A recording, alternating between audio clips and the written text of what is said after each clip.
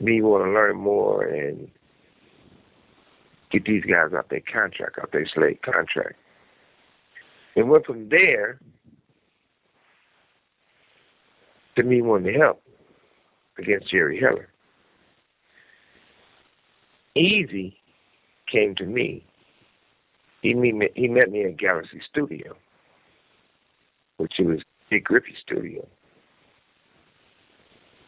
And I wanted to have a conversation with Eric and give him an opportunity that we can work together, or legally I can get Andre out of his contract, the DOC out of his contract, Miss Leia out of her contract, my brother-in-law out their contract, Paul Borcoloni out their contract, Hutch as a producer, Love as a producer, Andre as a producer, and the DOC as a writer. And I wanted to do it the gentleman way. Andre wanted Eazy dead. When he first said it, I thought it was a joke. I know he ain't built like that.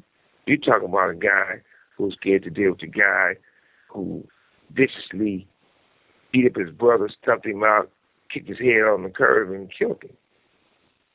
So, the more I laughed as a joke, the more serious I thought he was. I knew one thing. Me and Eazy had to meet to have a real business conversation to negotiate these demands of making it better for everyone. I know that way before I started Death Row, I've always been a man that people might not have been that quickly to have a one-on-one with. So in a way, I needed Andre to make the call. I needed myself to be there to have a conversation. So Andre told me like this: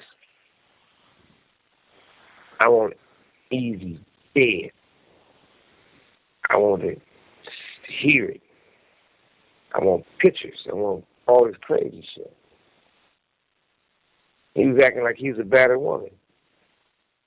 You know, I took thought into consideration and let him finish talking, but I didn't have nothing against Eric to want to see Eric lose his life. Andre made the call to Eazy. He said, look, man, I ain't going to be dealing with Suge no more. I'm going to come back and let's deal with you. And I don't want to leave Ruthless. I'm happy to where everything is. You my boy.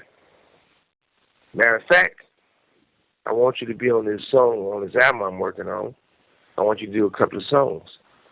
And I heard Eazy say, well, who all going to be there? He said, man, I'm in the studio by myself. Nobody even know I'm working. Just come to the studio, Galaxy Studio in Cahuenga. Tell security you're coming to see me. They're going to let you up. I'm the only one in the studio. That's why I want to knock these two songs out with you. Eric told him he on his way. When Andre found out Eric on his way, he immediately left, smiling, laughing, and rushing the fuck out of there. So, I'm in the studio. You know anything about a studio? It's not a bright setting. The studio is more like a dark, relaxing setting. It might even be candles burning, you know? So it's supposed to be comfortable, but it can be an eerie feeling too, you know? So when Eric pulls up, the security already knew once he said his name. Who don't know Eazy, let him on up. Eazy comes in. He comes to the studio. While he coming to the studio, the thing is this. I'm in the studio. Eric walks in. He was surprised. I stood up to shake Eric's hand. People probably thought it was intimidating because what?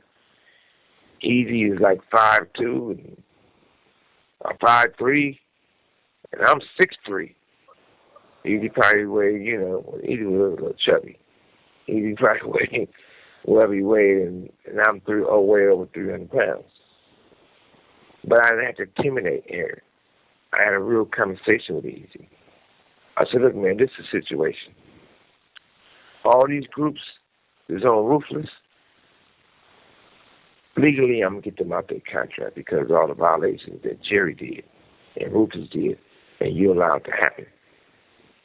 I said, I got at you as a man to man, one black man to the other, and say, you can keep Ruthless. I'm going to have Death Row. We can combine them together.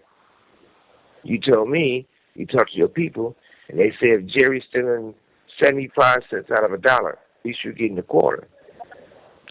And I thought that was some stupid-ass shit not to trust me. So as I'm talking to him, I said, look. This call and your telephone number will be monitored and recorded. These are the options we have. He said, well, he wanted to know where Andre was at. I said, you don't want to involve Andre. That motherfucker wants you dead. He was like, nah. When he didn't have no money, I was taking care of him, paying his rent. I bought the equipment. I paid for the studio times.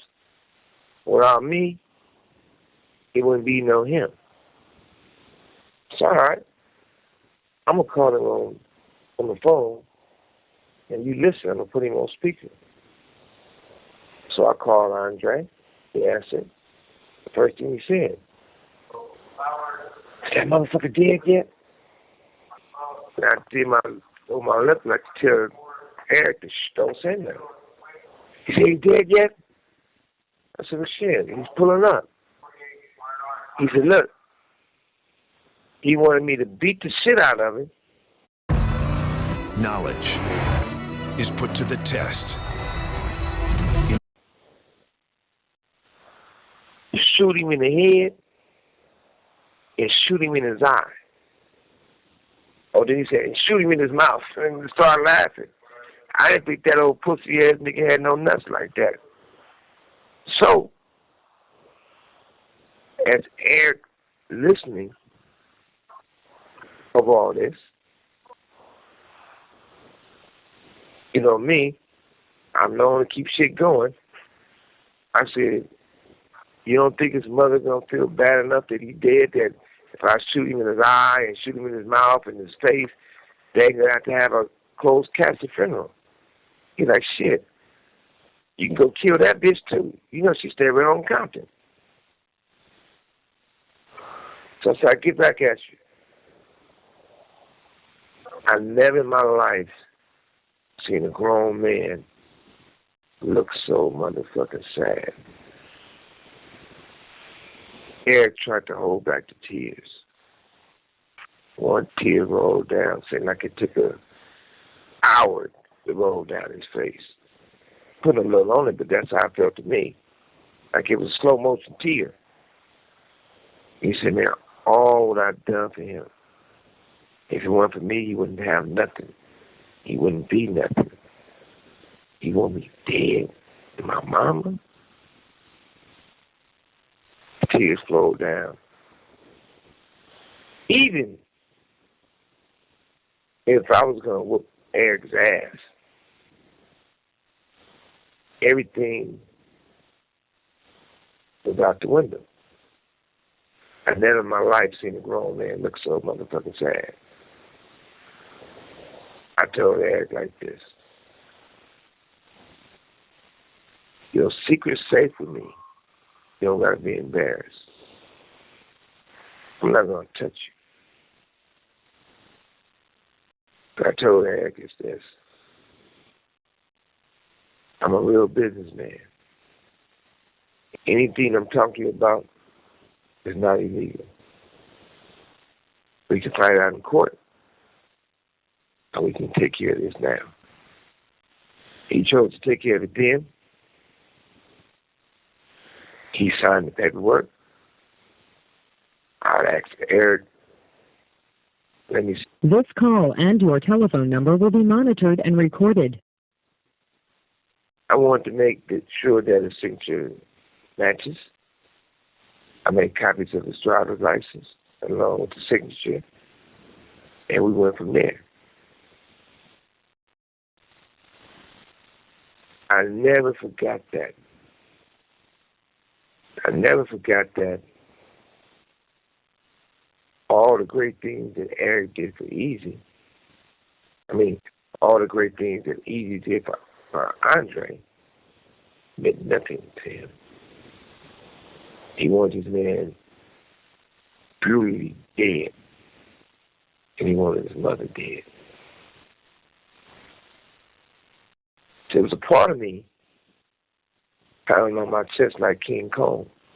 I accomplished something amazing. There's a part of me felt that I was doing the devil's work. Didn't know Eric what I did. And the other part of me justified it, saying I didn't whoop Eazy ass. I didn't kill Eric. I didn't let nothing happen to him. And I saved his mother. Because if Andre would have told the wrong person, Eazy would have been a dead motherfucker at that point, and his mother put her out her head and blew off. So, me being young and looking for a way to justify things, in my young, stupid ass, crazy ass mind, I felt like I was a hero. I saved Eazy's life, and I saved his mother's life. But things come around full circle. Because, for a fact, Andre gave people money and a check to kill me. God gave me the ability and always protect me. You have 60 seconds remaining. Coming to prison, I did not lose my faith in God or my happiness. Staying in prison, it actually hurts my children, my family. He killed my mother, and my father was 86 waiting on me. And the one I'm in love with, I can't hold her, can't be there for her, or no one else. So at some point, we all lose. And we can take this as a loss that we don't make better, or we can stand up and turn this wrong into a right the best we can.